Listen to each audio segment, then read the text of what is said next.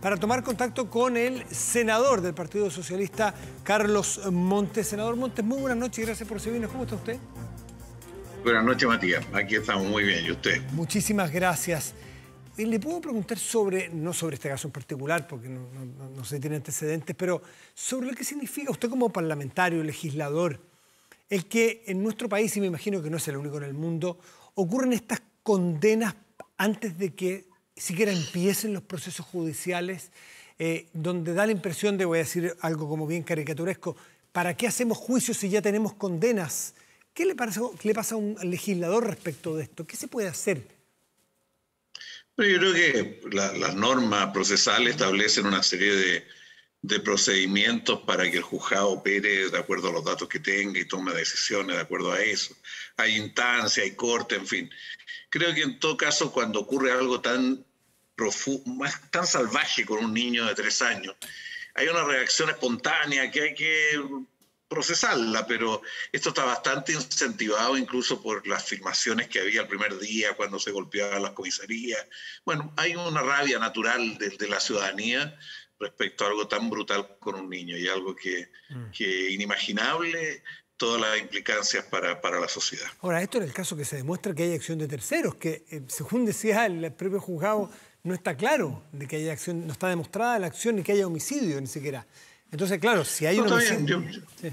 Para eso son los juzgados, claro. Y para eso tienen normas y procedimientos y hay defensores, y en fin, hay un cierto equilibrio y esperamos que eso funcione, que esas instituciones funcionen bien.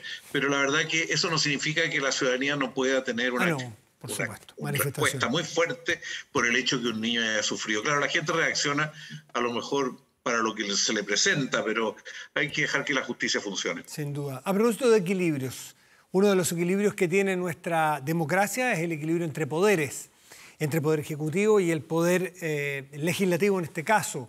Nos referimos a este estado de catástrofe, es un estado de excepción constitucional que de aquí en adelante, antes tenía el poder ejecutivo la facultad de imponerlo si se quiere, ahora tiene que hacerlo con consulta al poder legislativo. ¿Qué opinión tienen ustedes respecto de esta petición que el gobierno ha dicho de poder aumentar el estado o prorrogar el estado de catástrofe para poder llevar adelante la política sanitaria? Mire, durante todo este tiempo de la pandemia, la actitud en general de la oposición ha sido tratar de dialogar con el gobierno, tratar de influir en las propuestas que nos hace. No ha hecho propuestas que no son buenas.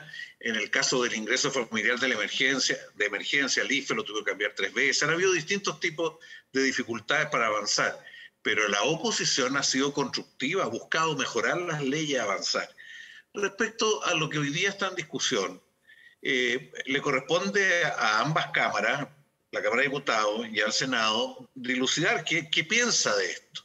Para esto el gobierno tiene que ser muy serio y riguroso y por lo tanto debe presentar una evaluación detallada de lo que ha significado este año, qué efecto ha tenido, qué importancia, qué cosas ha hecho bien, qué cosas ha hecho mal. Esperamos una evaluación y a su vez que haya un fundamento, una propuesta concreta que quiere hacer para adelante. Aquí no sabemos qué se está proponiendo, porque claramente los abogados que conocen la materia nos han dicho que para efectos de tener personas en sus casas basta con normas sanitarias, que hay un conjunto de disposiciones sanitarias que permiten reducir la movilidad de las personas. Pero bueno, creo que todo esto tiene que evaluarse, tiene que haber una propuesta y a partir de eso el Parlamento tiene que tomar decisiones muy reflexionadas y tratando de contribuir a enfrentar los temas. Si detrás de todo esto al final hay una aspiración del gobierno de meter de contrabando unas facultades para poder militarizar la Araucanía, yo creo que está claro que al menos la oposición considera que ese no es un buen camino, que no ayuda en nada, incluso muchas autoridades, incluso hasta policiales, hasta militares, han dicho que eso no es un camino adecuado. Bueno, entonces tenemos que clarificar qué quiere hacer el gobierno con esta extensión del periodo. Sí, esa es la duda que se ha planteado de parte de algunos opositores, de que se les está pasando, comillas, gato por liebre, es decir, apruébennos esta medida con fundamento sanitario, pero algunos creen que están tratando de controlar el orden público y particularmente lo que ocurre en la Araucanía por medio de una herramienta sanitaria. ¿Usted es de los que cree eso o está esperando que le fundamenten los razonamientos? Mire, dentro de lo que ha sido el estado de excepción han habido acciones de orden público que han sido muy desafortunadas. Lo que ocurrió con las 400 personas que el año anterior, ¿no es cierto?, perdieron la vista y que hoy día es un tema muy duro.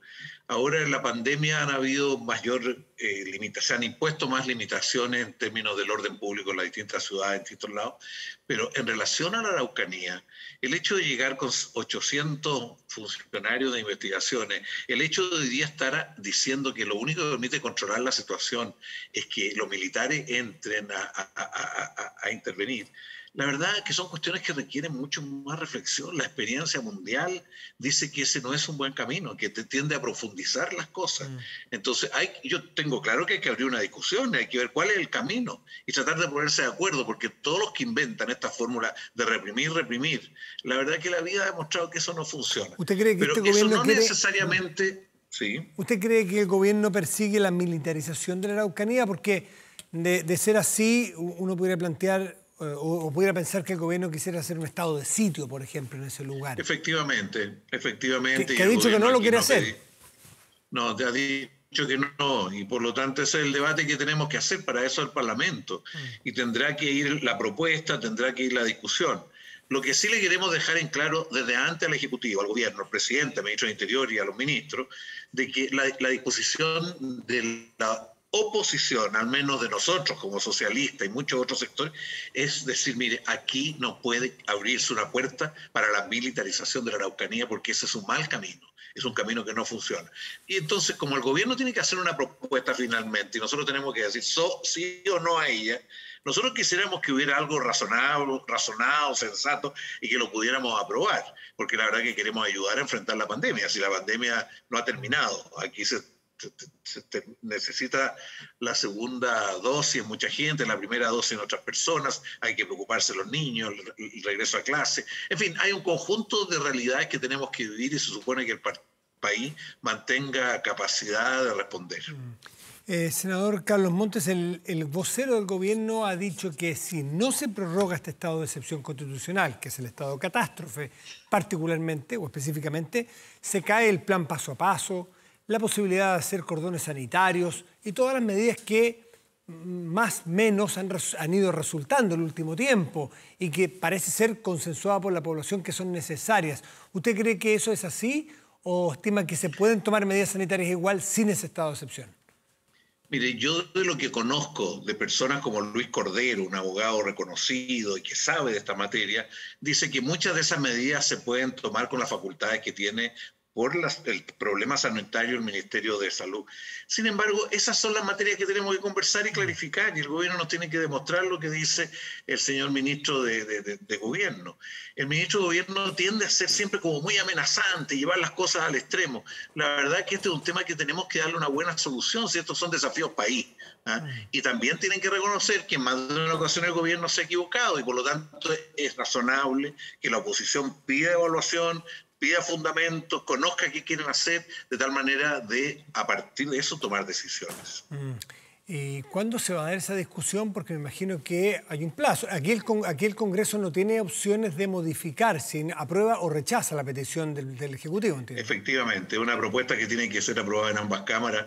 Y por eso es que el gobierno, mire, un gobierno normalmente en una situación así, que es un problema país, que no lo puede pretender politizar, que además desde la oposición se ha valorado lo que ocurrió con la vacunación, con lo que ha ocurrido en todo el sistema público de consultorio, con los profesores. O sea, lo lógico es abrir una conversación con la mesa de las cámaras, con los parlamentarios, para buscar una buena solución y no transformar esto en un gallito gobierno-oposición. En ese sentido, yo creo que el lenguaje que usa el secretario general de gobierno no es el más apropiado. Bueno, y el presidente normalmente le gusta mucho exagerar las cosas porque parece que eso lo hace autovalorarse más. Pero aquí se requiere un entendimiento, porque ojalá que esto esté planteado bien para que pueda ser aprobado. Antes de despedirnos, senador Monte, a propósito de Gallito y esta grieta que se genera en casi todos los temas, ¿cómo está viendo usted el desarrollo del planteamiento de un tercer retiro del 10%? Mire, definitivamente, a mí no me gustó ninguno de los retiros del 10%. Creo que, bueno, los dos que ya hubo fueron situaciones desesperadas ante situaciones bastante extremas. Y la verdad que el gobierno reaccionó mal y muy rápido. Y finalmente el segundo retiro incluso lo avaló legalmente. Y yo creo que antes de hablar de un tercer retiro, hay que tratar de construir una solución con los recursos que el país tiene. Si el país tiene hoy día más recursos, incluso porque hay un excedente que está surgiendo del cobre.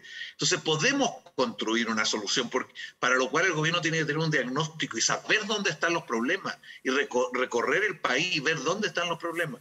Creo que desgraciadamente hoy día ni siquiera sabemos qué familias no han recibido apoyo durante todos estos meses. Y para eso es clave saberlo, saber qué sectores medios, qué sectores menores de ingresos, de tal forma de responder. Y yo creo que ahí está lo central y ahí está donde se debe poner todo el esfuerzo. Y esperamos que el gobierno sea serio y riguroso y construya una respuesta para estos efectos. No podemos ir a un tercer retiro de nuevo y después otro cuarto, quinto. La verdad que sabemos lo que está produciendo. Aquí lo que se requiere es apoyar a las familias. Senador Carlos Montes, como siempre, muchísimas gracias por recibirnos. Que esté muy bien. Muchas gracias a usted, Matías, que esté muy bien. Muy buenas noches.